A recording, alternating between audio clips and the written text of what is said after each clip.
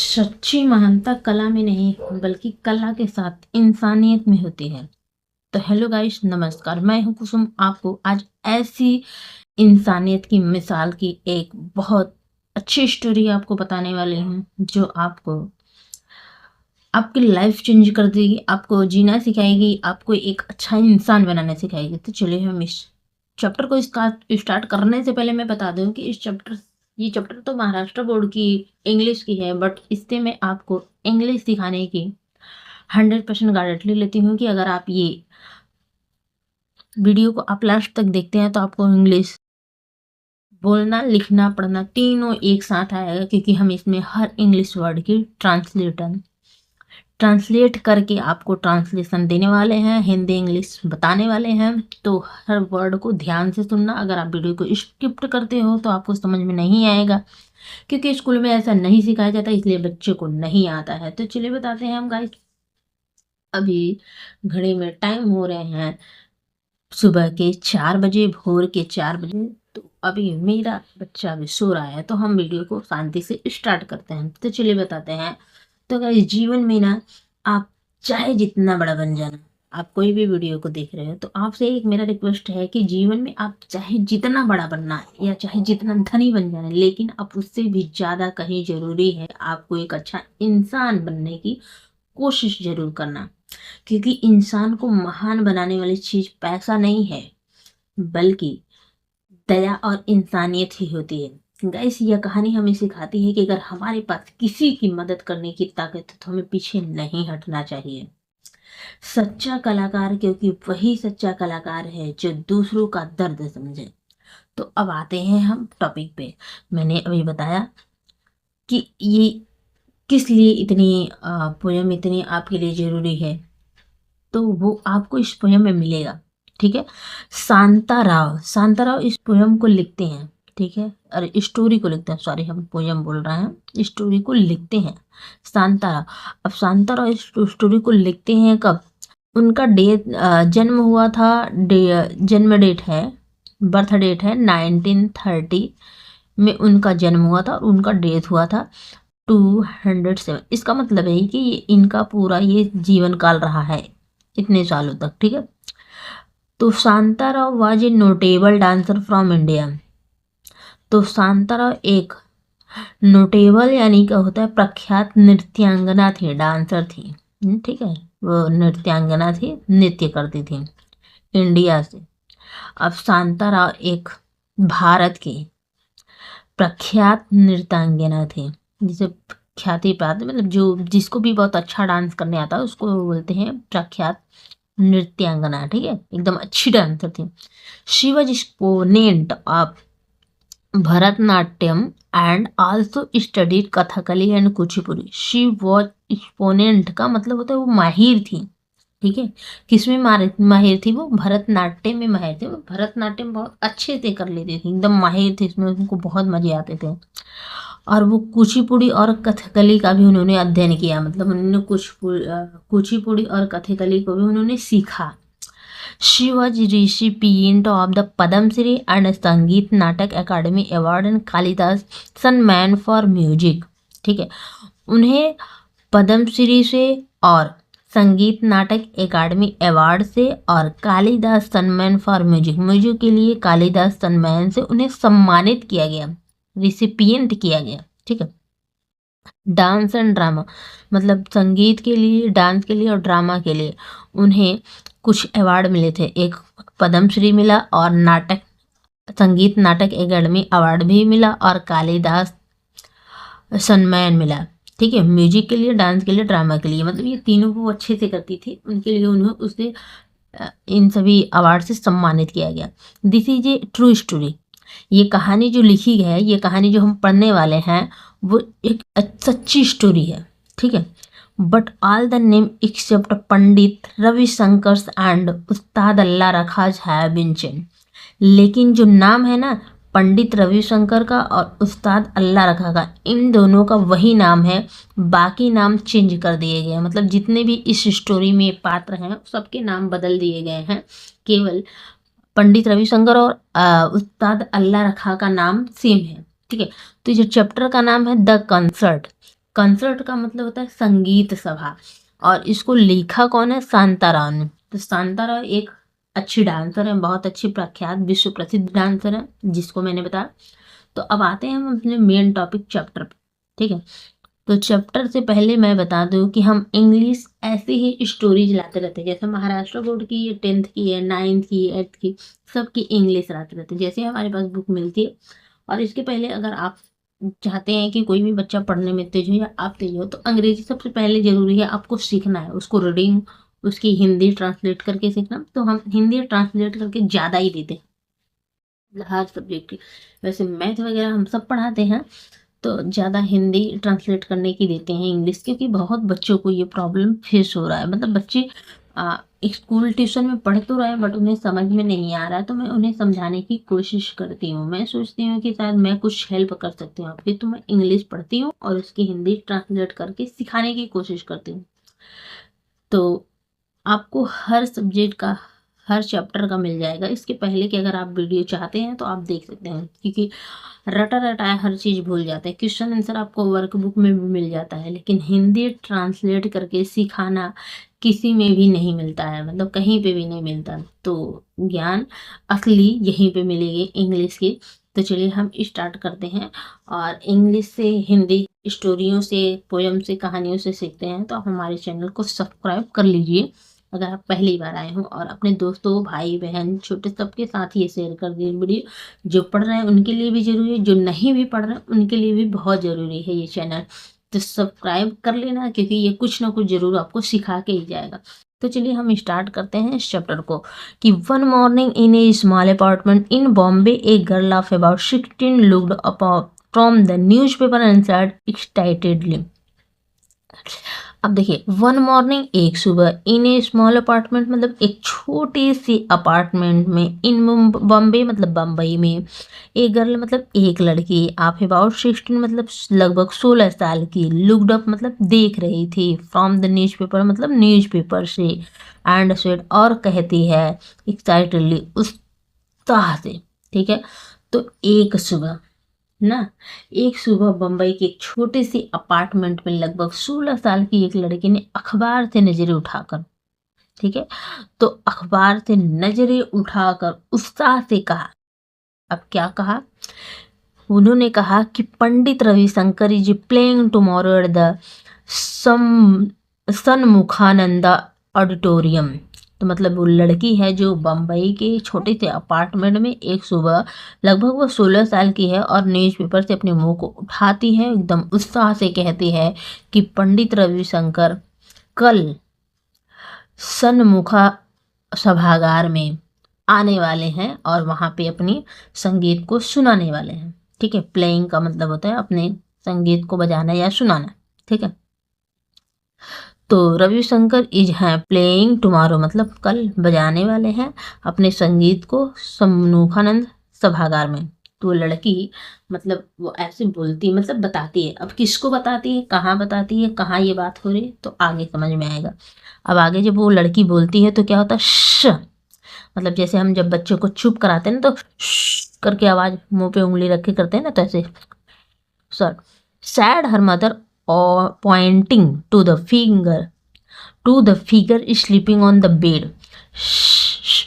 हम लोग चुप कराते किसी को, तैसे की आवाज निकलते। तो सैड मतलब कहती है हर मदर, मतलब उसकी माँ की, इसकी जो लड़की है ना 16 साल की जो अभी बोली, उसकी माँ कहती है, पॉइंटिंग टू द फिगर मतलब इशारा करती है किसी की तरफ, स्लीपिंग मतलब सो रहे, ऑन द बेड मतलब बेड पर कोई सो रहा है उसी की तरफ उसकी माँ इशारा करती। अब इसका मतलब ये हुआ कि एक लड़की ने ये सारी बातें बोली, अब उसकी माँ उसको चुप करा रही है, और चुप करा के एक आदमी बगल में, एक कोई लड़का सोया हुआ है बेड पे, तो उसकी तरफ उसकी माँ ये इशारा कर देती है और कहती है कि चुप रहो, चुप रहो, यू विल वेक हिम। और जब चुप रह कहती है तो उसके बाद बोलती है कि यू विल वेक हिम मतलब कि तुम उसको जगा दोगी, वेक कर दोगी, उठा दोगी। You know he needs all the sleep and rest he can get.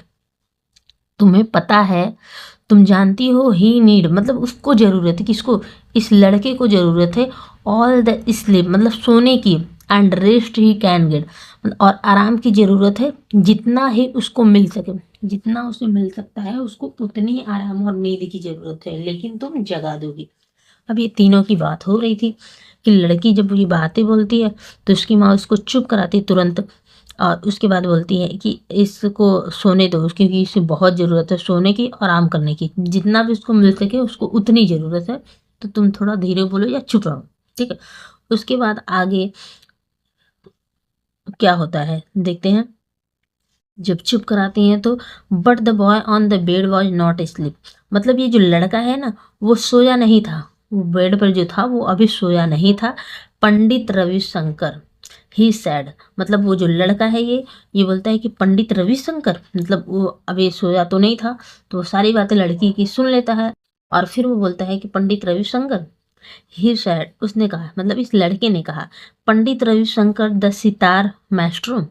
फिर लड़का आगे कहता है कि पंडित रविशंकर, वही पंडित रविशंकर जो सितार के एकदम उस्ताद हैं, एकदम सितार के जो, मतलब जो सितार में एकदम एक्सपर्ट हैं, जो सितार बजाते हैं, तो वही।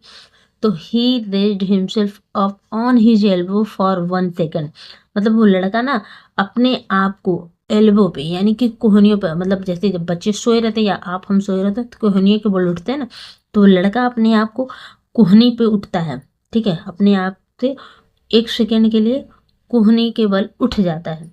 देन फेल डाउन, लेकिन देन फेल बैक, लेकिन वापस वो गिर भी जाता है, फेल यानी गिर जाता है।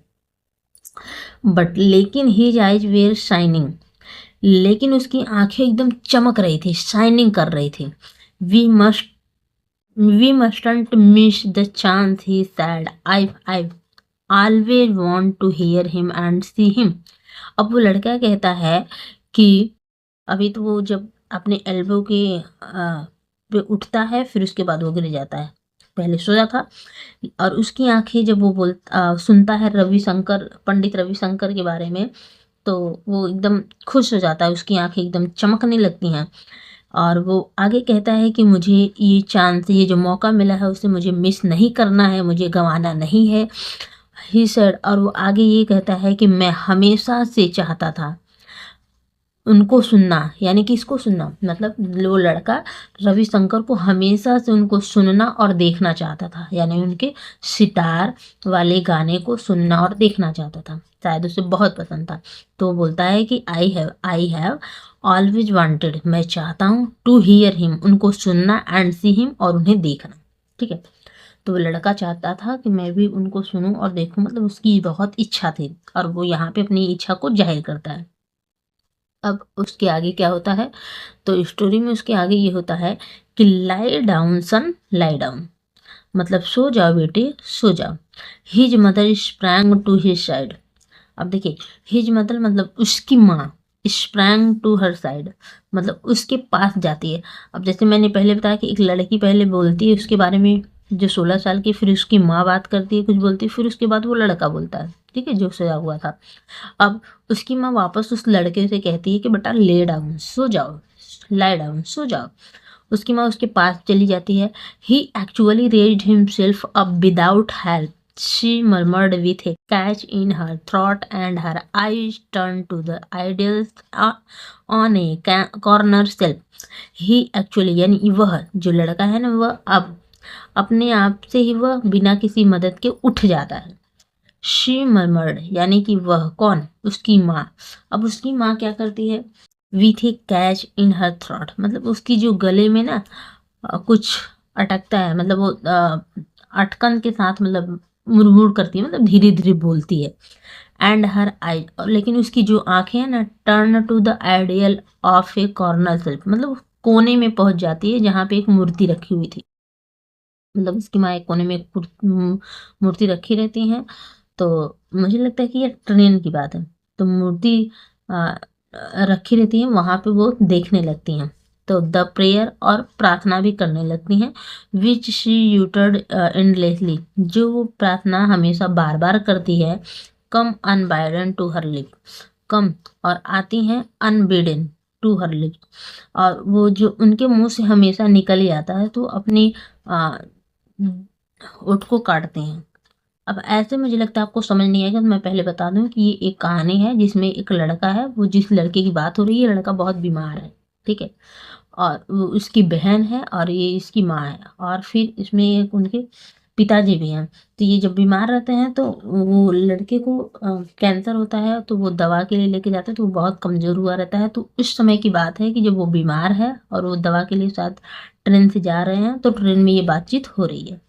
अब आगे जब उनकी माँ अपनी आ, दांत को काटने लगती हैं, जीभ को पीसने लगती हैं, उसके बाद क्या होता है कि I must here him and see him, मतलब मुझे उन्हें देखना और सुनना जरूर चाहिए। यानी कि ये वो लड़का बार बार बोलता है जो बीमार है और सोया हुआ है, और वो उठ भी नहीं पा रहा है ठीक से क्योंकि उसे कैंसर है।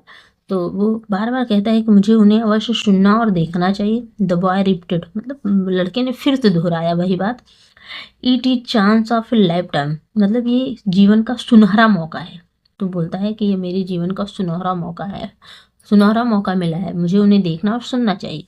Then he began to cough a gossip for breath and had to be given oxygen from the cylinder that stood under the bed. जब वो इतना बोलता है तब उसकी cough and gasped for breath, मतलब उसके सांस लेने में तकलीफ होने लगती है। And had to be given oxygen, और उसको ऑक्सीजन देना पड़ता है सिलेंडर से, ठीक है, सिलेंडर ऑक्सीजन से, ऑक्सीजन सिलेंडर से ऑक्सीजन देना पड़ता है, और जो सिलेंडर ऑक्सीजन बेड के नीचे रखा हुआ था, ठीक है।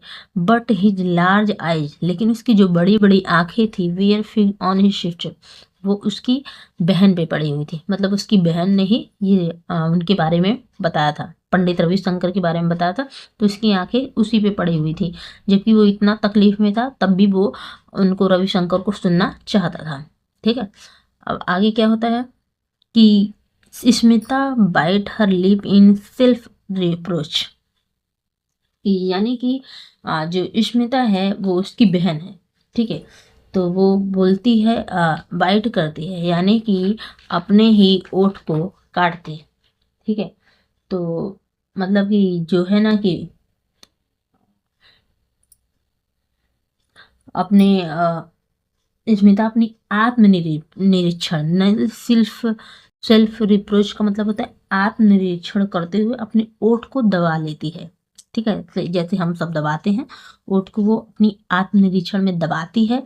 और she had been so excited at seeing the announcement, she had been so, मतलब वो बहुत ही एक्साइटेड है, मतलब बहुत एकदम उत्तेजित, एकदम खुश है। एट सीइंग द अनाउंसमेंट, मतलब अनाउंसमेंट को देखना, ठीक है। तो घोषणा अनाउंसमेंट होता है, तो घोषणा को देखकर वह इतनी उत्साहित हो गई थी कि she had not remembered that her brother was very ill, मतलब कि वो जो अनाउंसमेंट हुआ था वो पेपर में, तो उसको देख के वो बहुत खुश हो गई थी। और वो इतना खुश हो गई थी कि वो भूल गई थी कि उसका ब्रदर बीमार है, ठीक है। तो her brother was ill very ill, मतलब वो ये भूल गई थी कि उसका भाई बहुत बीमार था। She had seen how the doctors had shaken their head gravely and spoken word that neither she nor even her parents could. She had seen how the doctor had shaken their heads gravely and spoken word that neither she nor even her parents could understand. मतलब वो देखती है कि कैसे doctor ने गंभीरता पूर्वक अपनी सिर को हिलाया और स्पोकन वर्ड्स, मतलब शब्द ऐसे बोले, दैट नाइदर, वह शब्द ऐसा बोला डॉक्टर कि ना ही उसे और ना ही उसके पेरेंट्स को कुछ समझ में नहीं आया। मतलब उसने देखा था कि उसके भाई को जब वो बीमार था तो उसको डॉक्टर ने अपनी गंभीरता से एकदम गंभीर होकर अपने सिर को हिलाता है, और डॉक्टर और ऐसे शब्द बोलता है जो ना तो उसको समझ, स्मिता को समझ आता है, ना तो उसके पेरेंट्स को समझ में आता है। But somewhere deep inside Smita had known the frightening truth, लेकिन स्मिता के अंदर ही अंदर उसे बहुत अच्छे से पता था, मतलब सच्चाई उसको पता थी। लेकिन स्मिता के भीतर कहीं गहरे में उसे यह भयानक सच्चाई पता थी कि अनंत वॉज गोइंग टू डाई, कि अनंत मरने वाला है, ठीक है, कि अनंत मरने वाला था, उसे पहले से ही पता था अंदर ही अंदर। जबकि डॉक्टर ने ऐसा बताया डॉक्टर अपनी भाषा में बताते हैं और वो आपको समझ में नहीं आएगी, मतलब आप सबको समझ नहीं आएगी, वो एकदम शॉर्ट में थोड़ी सी बता देते हैं। तो इस तरह से डॉक्टर ने इनको बताया इनके भाई के बारे में, लेकिन ये लोग समझ नहीं पाए, लेकिन उन्हें पहले से ही पता था कि इनका भाई मरने वाला है। The word cancer had hangs in the air. जो कैंसर शब्द था ना वो हवा में गूंज रहा था, मतलब सबको पता था कि कैंसर है और ये नहीं बचेगा। हर ब्रदर, उसका भाई, अब उसका भाई क्या हुआ आगे देखते हैं। उसका भाई was dying of cancer even though she pretended that all would be well and they would return together. उसका भाई कैंसर से मर रहा था, इवन दो, फिर भी शी प्रिटेंडेड, मतलब वो जो स्मिता थी, that all would be well, वो प्रिटेंडेड करती है, मतलब समझाती है, साहस दिलाती है, यानी कि प्रिटेंडेड करती है, बहाना करती है, ये बताती है कि वो अच्छा हो जाएगा, ऑल बी विल, मतलब सब ठीक हो जाएगा, and they would return together, और वे साथ साथ वापस जाएंगे। मतलब उसे पता था कि उसका भाई कैंसर से मरेगा, लेकिन वो ऐसा जताने की कोशिश कर रही थी कि सब ठीक हो जाएगा और वे चारों अपने साथ अपने घर चले जाएंगे। ए स्मॉल फैमिली ऑफ 4, मतलब उनकी फैमिली 4 लोगों की छोटी सी फैमिली थी। To their home in Gaganpur, वे अपने गगनपुर चारों लोग चले जाएंगे, उनका होम गगनपुर में था। And he was only 15 and the best table tennis player in the school and the fastest runner. And he was only 15, मतलब वो केवल 15 साल का था। कौन? अनंत स्मिता। वो अपने गगनपुर चारों फैमिली जाने वाले थे।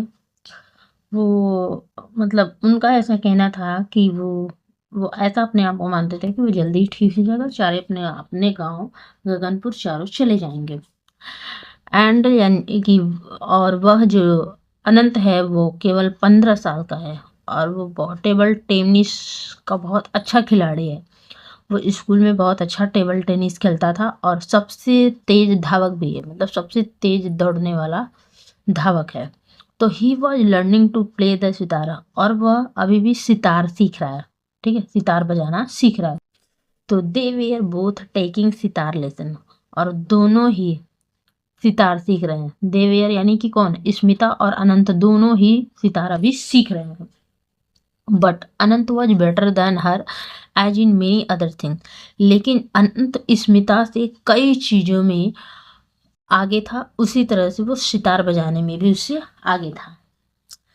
तो he was already able to compose his own tunes to the astonishment of their guru, यानी कि वह अपने गुरु को आश्चर्यचकित करने के लिए वो अपनी धुन को पहले से ही अच्छा बना रहा था, ठीक है, पहले से ही सीखा हुआ था। यानी कि कौन? अनंत। अनंत अपने गुरु को आश्चर्यचकित करते हुए पहले से ही अपनी धुन रचने में वो सक्षम था, यानी कि वो पहले से ही अपनी धुन रचने में अपनी धुन निकालता था, ठीक है। जब वो गिटार बताता था तो अपने गुरु को आश्चर्यचकित करने के लिए वो पहले से ही प्रैक्टिस करता था, धुन निकालता था, ठीक है। तो कंपोज करना मतलब रचना। तो the cancer had stuck and they had come to Bombay so that he could be treated at the cancer hospital in the city.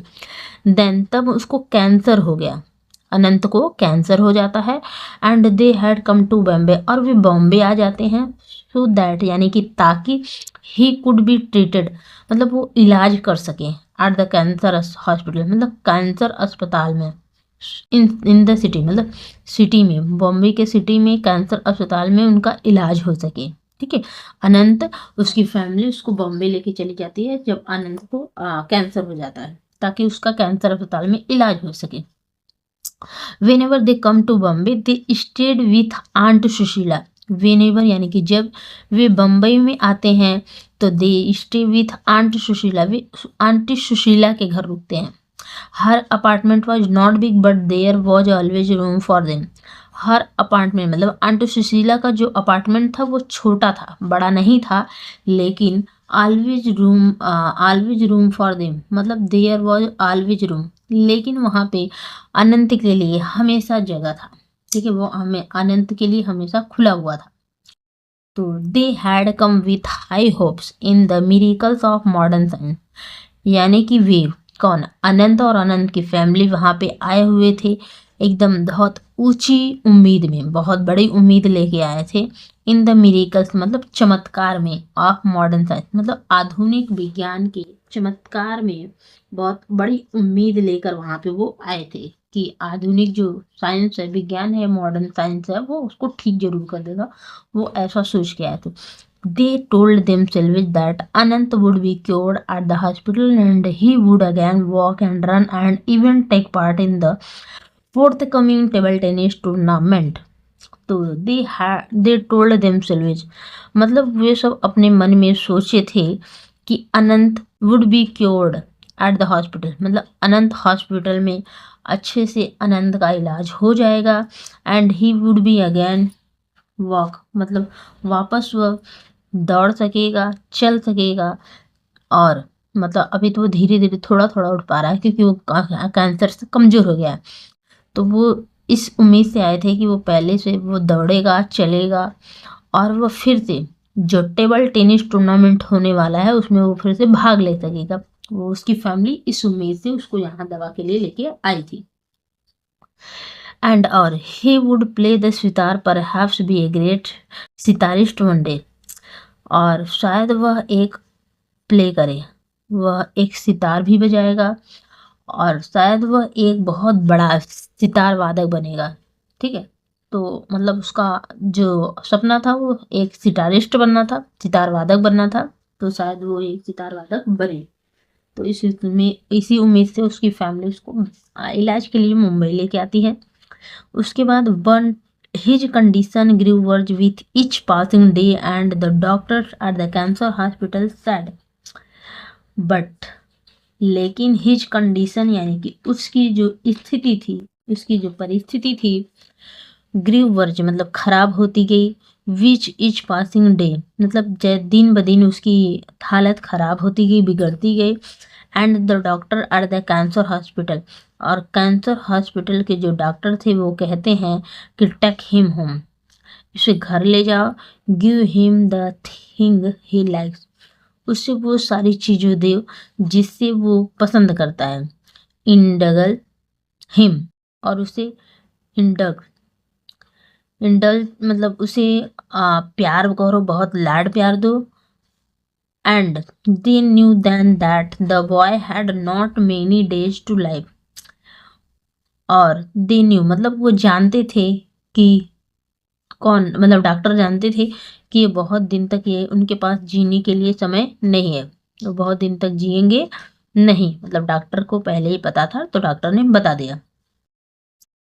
उसके बाद क्या होता है कि जब ये सारी बातें पता होती है, पता चलता है, but they did not voice their fears, मतलब उन्हें पता होती है, जब डॉक्टर ने उन्हें बता दिया तो उनकी पूरी फैमिली को पता हो जाती है, लेकिन वे इसे भय को, इस आवाज़ को उन्होंने क्या कहते हैं कि बताया नहीं, जाहिर नहीं किया, अपनी इस दुख को, अपनी इस बात को उन्होंने जाहिर नहीं किया, इस भय को उन्होंने जाहिर नहीं किया, यानी आनंद की फैमिली ने। They loved and smiled and talked and surrounded Anant with whatever made him happy, मतलब उसकी फैमिली को पहले पता था कि कैंसर, डॉक्टर ने ऐसा जवाब दे दिया था तो उन्हें ये पता था, लेकिन वह उसको मतलब अपनी ये भय को उसके सामने जाहिर नहीं किए, उन्होंने बताया नहीं, और वे हमेशा हंसते थे, मुस्कुराते थे और बातें करते थे अनंत से, और अनंत से वो सारी चीज़ें देते थे जिससे अनंत खुश रहता था, मतलब उसको हमेशा खुश करने की पूरी कोशिश करते थे, हमेशा खुश रहते थे, उसके चारों तरफ खुशियाँ फैला रखे थे। दे फुलफिल्ड हिज एवरी नीड, मतलब दे फुलफिल्ड हिज एवरी नीड, उन्होंने उसकी हर सारी ज़रूरतें पूरी करी। And give him what ever he asked for, और उन्होंने वो सारी चीज़ें उसको दी जो उसने मांगा। And now he was asking to go to the concert, now अब ही वॉज आस्किंग मतलब अब वो कह रहा था कंसर्ट जाने की, यानी कि सभागार, किसकी सभागार जाने की, जिसकी बारे में हमने बात किया था, पंडित रविशंकर के बारे में। अब उसकी ये लास्ट इच्छा थी, the chance of life time, मतलब ये उसकी गोल्ड लाइफ का सुनहरा मौका था, गोल्डन मौका, मतलब उसको ये एक अवसर चाहिए था, वो सभागार में जाए और सभा मतलब सितार वादक पंडित रविशंकर को वो सुनना चाहता था। तो इसके बारे में यहाँ पे बात हो रही है। उसके बाद ही वॉशिंग, वह कह रहा था कि when you are better, his mother said, मतलब वो जब कहता है कि मुझे सभागार जाना है, मुझे सुनना है, वेन यू आर बेटर, जब तुम अच्छे हो जाओगे, हिज मदर से, उसकी माँ उसे समझाती है कि बेटा जब तुम अच्छे हो जाओगे, this is not the last time they are going to play, ये कोई अंतिम बार नहीं है कि वो यहाँ पे सभागार में आके गाना गा रहे हैं, सितार बजा रहे हैं, जब आप ठीक हो जाओगे तब आप चले जाना। तो Smita stood at the window looking at the traffic, Smita stood at the window, मतलब स्मिता विंडो पे खड़ी है और ट्रैफिक यानी गाड़ियों को देख रही है। Her eyes wet with tears, और उसकी जो आंखें हैं ना वो आंसुओं से भरे भीग गए हैं। और हर मदर विस्पर्ड, उसकी माँ धीरे से कहती है, बट यू स्मिता, लेकिन तुम्हें स्मिता, यू मस्ट गो, तुम्हें जाना होगा, your father will take you, तुम्हारे पापा तुम्हें ले जाएंगे। When she was alone with aunt Sushila, जब वह आंटी सुशीला के साथ अकेली थी, Smita cried out in a choked voice, तब स्मिता रूधे स्वर में रोने लगती है, मतलब उसका गला भर जाता है और रूधी आवाज में वो खूब रोने लगती है। नो, हाउ कैन आई, नहीं मैं ऐसे कैसे कर सकती हूँ। इसका मतलब यह था कि कंसर्ट में अनंत भी जाना चाहता था और स्मिता भी जाना चाहती थी। स्मिता को उसकी माँ ले, उसके पिता लेके जाएंगे, ऐसा उसकी मम्मी ने बताया। तो अब स्मिता कहती है कि ऐसे मैं कैसे कर सकती हूँ, वो रोने लगती है और बोलती है कि ऐसे मैं कैसे कर सकती हूँ, मैं अकेले कैसे जा सकती हूँ, उसका ये यहाँ पे ये मतलब है। और वो आगे कहती है कि we have always done thing together Anant and I, फिर वो बताती है कि हमने ऑलवेज डन थिंग्स टुगेदर, मतलब हम दोनों ने हमेशा साथ में काम किया है, अनंत और मैं। तो स्मिता आगे यही लाइन बोलती है कि हम और वो साथ में काम करते हैं, हमने हमेशा साथ में ही काम किया, तो मैं अकेले कैसे जा सकती हूँ। तो इस लाइन को उन्होंने ऐसे बोला। उसके बाद वो बोलती हैं कि a walk in the park might make you feel better, एक वॉक मतलब एक टहलना, पार्क में जब चलोगी तो तुम अच्छा महसूस करोगी। सेड आंट सुशीला, मतलब अभी तक सुशीला से जब स्मिता ये सारी बात बताती है कि मैं हमेशा आनंद के साथ वो रहती थी, आनंद के साथ ही सब काम करती थी, लेकिन उसके पापा उसे अकेले कंसर्ट में लेके जाएंगे, तो वो कहती मैं कैसे जाऊंगी।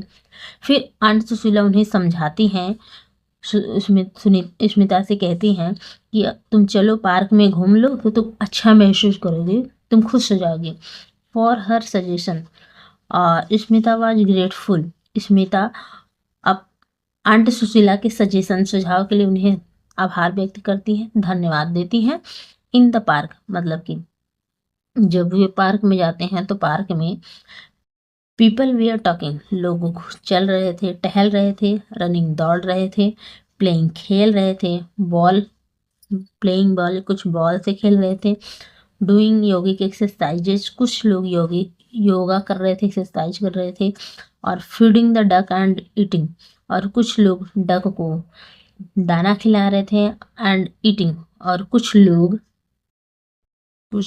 Eating roasted gram and peanuts, मतलब कुछ लोग भुने हुए चना और मूंगफली खा रहे थे। Smita failed alone in their midst, मतलब स्मिता वहाँ पे अपने आप को अकेलापन महसूस करती है, जबकि पार्क में इतने लोग भरे हैं और सभी लोग कुछ ना कुछ कर रहे हैं, लेकिन वहाँ पे स्मिता अकेला महसूस कर रही है। She was lost in her thought, और वह अपने विचारों में खोई हुई थी। Suddenly a daring thought came to her, and as she hurried home, she said to herself, why not? There's no harm in trying it. अचानक से उसके दिमाग में एक विचार आता है, कौंधता उसके मन में एक विचार कौंधने लगता है, और एज शी हरिड होम, और वो वापस घर भागते हुए जाती है। शी सैड टू हरसेल्फ, फिर वह अपने आप से कहती है कि वाई नॉट, क्यों नहीं? There's no harm in trying it, there's no harm मतलब कोशिश करने में क्या जाता है। तो it would be nice to go to the concert, it would be nice मतलब सभागार जाना अच्छा होगा, बहुत अच्छा होगा।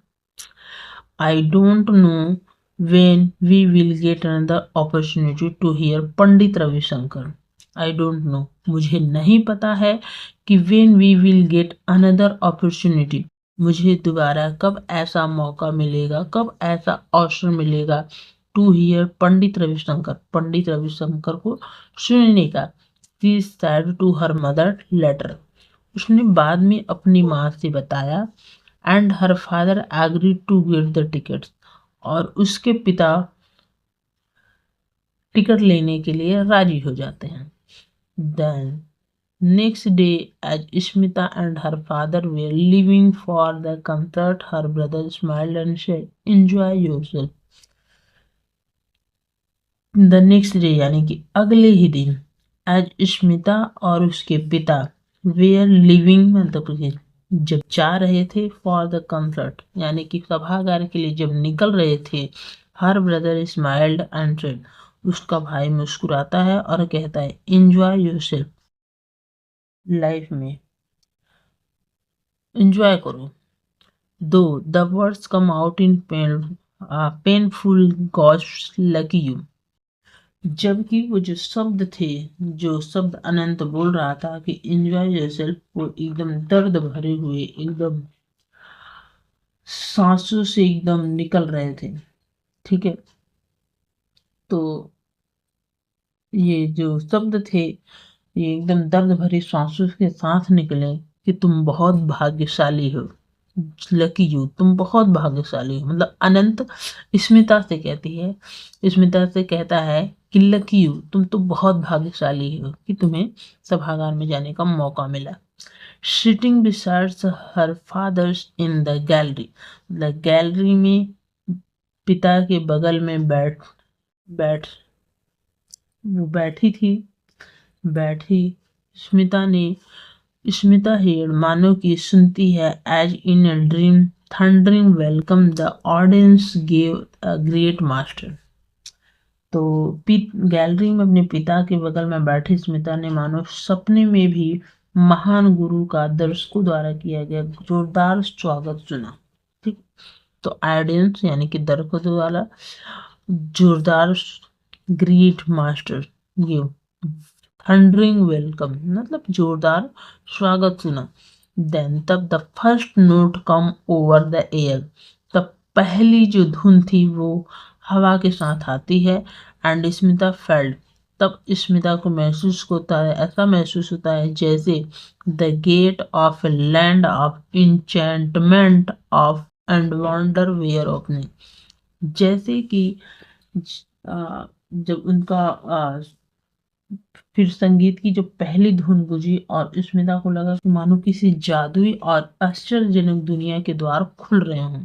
ठीक है, जादुई और आश्चर्यजनक दुनिया के द्वार खुल रहे हैं। लैंड ऑफ इंचेंटमेंट यानी जादुई और दुनिया के द्वार खुल रहे हैं। स्पेल बाउंड यानी कि एकदम मंत्र मुग्ध करने वाली।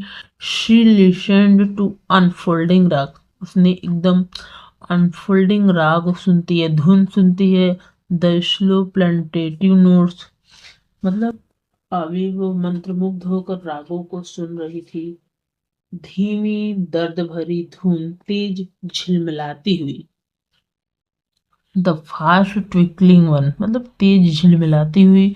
But all the while the plan she had decided on the evening before remained firmly in her mind, और उसके बाद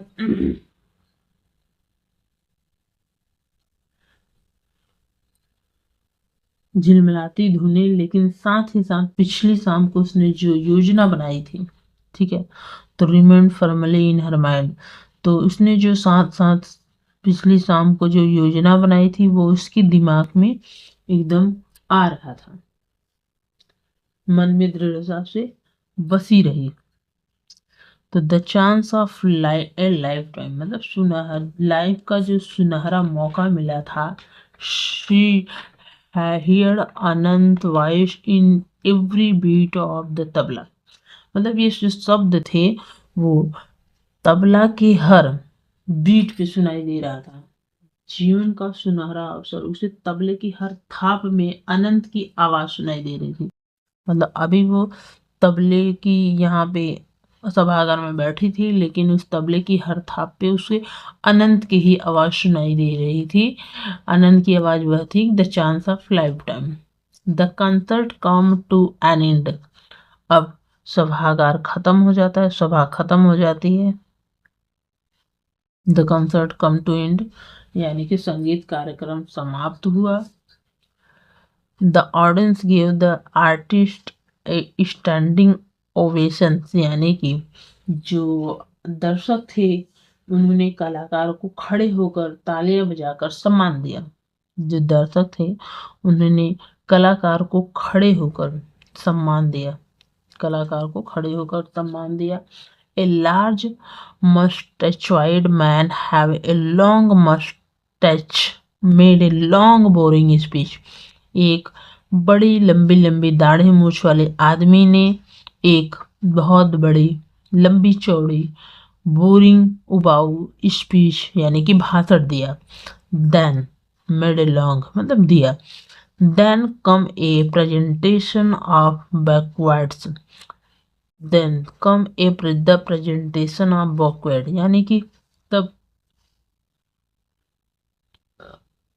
फिर फूलों और गुलदस्ते भेंट किए गए। ठीक है, तो तब they can then come presentation of backward यानी कि फूलों के गुलदस्ते तब भेंट किए गए। Then more applause and the curtain came down.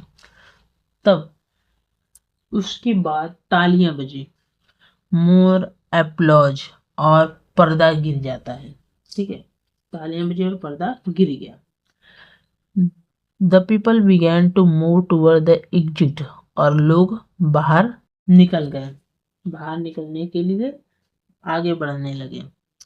Now was the time अब समय था। Smita wriggled her way through the crowd toward the stage. Smita wriggled यानी कि चीरते हुए, हर वे यानी कि अपने रास्ते को, थ्रू द क्राउड मतलब भीड़ से होकर, टूवर्ड द स्टेज मतलब स्टेज पर गई। मतलब अब समय आ गया था। स्मिता भीड़ को चीरते हुए मंच की ओर बढ़ी। Then she went up the step that led to the wing. वह ऊपर चढ़ती है, उसके पैर कांप रहे थे। वह फिर धड़कते दिल के साथ सीढ़ियों पर ऊपर चढ़ गई। हर हार्ट बीटिंग लाउडली लेकिन उसका जो हार्ट था, दिल था, बहुत तेज धड़क रहा था। इन द विंग्स यानी कि उसी स्टेज पे वो जाती है जिस स्टेज पे सभागार बना हुआ था। तो सभागार के उस स्टेज पे वो जाती है, उसका दिल बहुत धड़क रहा था, उसके पैर कांप रहे थे, लेकिन वो स्टेज पर चली जाती है। उसके बाद वहां पे करती क्या है कि in the wings a small crowd had gathered to talk about the evening concert. In the wings यानी कि उस विंग्स में ए स्मॉल क्राउड थी, एक छोटा सा भीड़ थी, हैड गैदर्ड और इकट्ठा हुई थी, and talk about the evening concert और शाम के सभागार के बारे में वहां पे कुछ बातें हो रही थी। To help carry backward and tea cups and instrument और कुछ लोग वहाँ पे जो गुलदस्ते थे उसको संभालने के लिए, टी कप चाय के कप को संभालने के लिए और उस वाद्य यंत्र को संभालने के लिए वहाँ पे कुछ लोग इकट्ठे थे। ही वॉज देयर वह वहाँ पे थे। स्टैंडिंग विद द मैन वो लोग आदमियों के साथ खड़े थे। Who played the tabla for him जिन्होंने उनके लिए तबला बजाया था। The great wizard of music मतलब संगीत के महान। अब मतलब ये क्या है कि उसके साथ तबला बजाने में महान संगीतकार, संगीत के उस्ताद अल्लाह रखा थे। ठीक है, तो अभी क्या हुआ कि वहाँ पे सभी लोग इकट्ठा हुए थे। अब उस्ताद अल्लाह रखा वहाँ पे, म्यूजिक के महान संगीतकार अल्लाह रखा, उस्ताद अल्लाह रखा वहाँ पे। थे, मतलब सभी लोग वहाँ पे विंग्स में उस स्टेज पे थे। उसके बाद होता क्या है कि जब वहाँ पे जाती है तो वहाँ पे ये सारे लोग खड़े रहते हैं, तो हर नीज फेल्ट वीक, लेकिन उसकी जो घुटने थे, पैर थे, वो एकदम कमजोर से कांप रहे थे, हर टंग ड्राई, और उसकी जो जीभ थी, जुबान थी, सूख रही थी, but she went up and standing before them, लेकिन वो उनके सामने गई और उनके सामने खड़ी हुई, हर हैंड फोल्डेड, और अपने हाथों को जोड़ा। ओ सर, हे महाराज, शी बर्स्ट आउट, और वह रोने लगी और बताने लगी, यस, हाँ, he asked questioningly but kindly, उन्होंने प्रश्न प्रश्न करते हुए बट एकदम विनम्रतापूर्वक काइंडली से पूछा, and her story come pouring out, अब वह यानी कि स्मिता अपनी पूरी कहानी बताती है, the story of her brother, और अपने भाई की भी कहानी बताती है, हु यानी कि जो, इसका मतलब पूरी कहानी बताती है, तो बताती है कि हु ले सिक एट होम, यानी कि उसका भाई घर पे बीमार पड़ा हुआ है, and of how he long to hear him and the ustad play, तो वो मतलब कि वो स्मिता बताती है कि उसका भाई जो है कि वह बीमार है, और इस बात को लेकर वह तरस रहा है कि उसे उस्ताद को वादन करते हुए सुनने के लिए कितना तरस रहा था। मतलब वो सारी चीजें बताती है कि वो long to hear him and ustad play, मतलब वो चाहता है कि वो उस्ताद प्ले करें और उनको वो सुनने के लिए उसका भाई अनंत बहुत तरस रहा है, लॉन्ग कर रहा है कि will you come to aunt Sushila's house and play for him, will you come मतलब क्या आओगे, आंट सुशीला हाउस मतलब सुशीला के घर पर, एंड प्ले फॉर हिम क्या उसके लिए बजाओगे। अब स्मिता कहती है कि मैं आपसे ये विनती करती हूँ कि क्या आप आओगे सुशीला आंटी के घर पे और उसके लिए गाना बजा दोगे।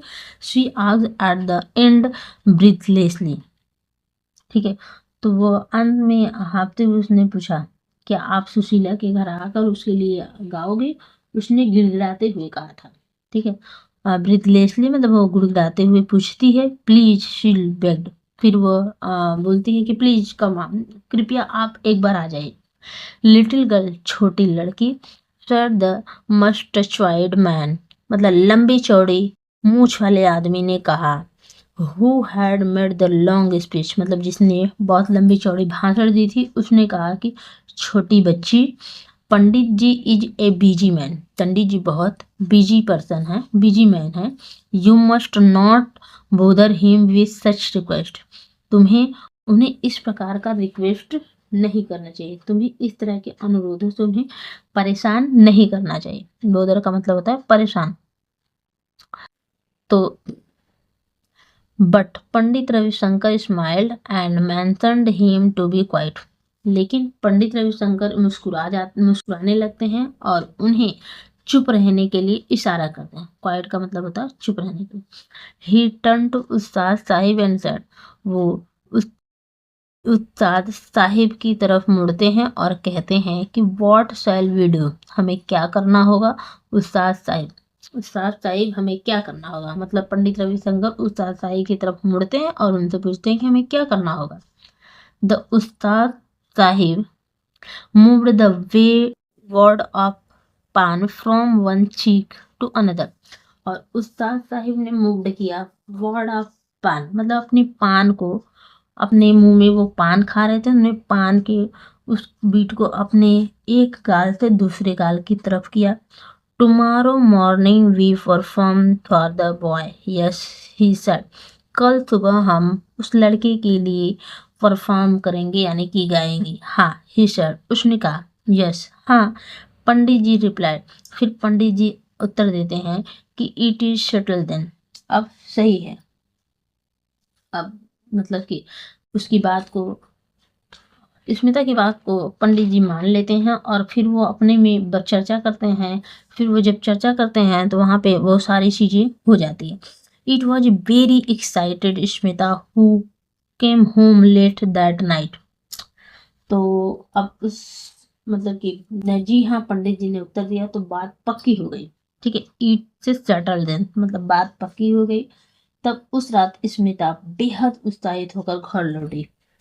उस रात it was very excited Smita, Smita बहुत ही एक्साइटेड थी। हु केम होम लेट मतलब वो घर दैट नाइट, उस रात जब वो शाम को घर लौटी तो बहुत एक्साइटेड थी।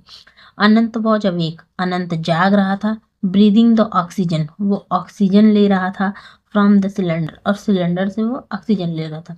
डिड यू क्या तुम डिड यू हियर हिम, क्या तुमने उन्हें सुना? ही स्पर्ड मतलब वो धीरे धीरे पूछने लगा। यानी कि जब स्मिता घर आई तो उसे अनंत पूछने लगा कि क्या तुमने उन्हें सुना? I did. तो स्मिता बोलती हाँ, शी रिप्लाइड मतलब वो बोलती है हाँ मैंने सुना। And I spoke to him and he will come tomorrow morning with the tabla ustad and they will play for you. फिर वो कहती है कि आई स्पोक टू हिम, मैंने उनसे कहा है, and he will come tomorrow और वे कल आएंगे, मॉर्निंग कल सुबह वे आएंगे विद द तबला उस्ताद, तबला उस्ताद के साथ, और दे विल प्ले फॉर यू और वो तुम्हारे लिए भी गाना गाएंगे। मतलब जब स्मिता घर आती है तो अनंत को ये सारी बातें बता देती है। And the following morning, Aunt Sushila's neighbors saw two men get out of a taxi which pulled up outside their block.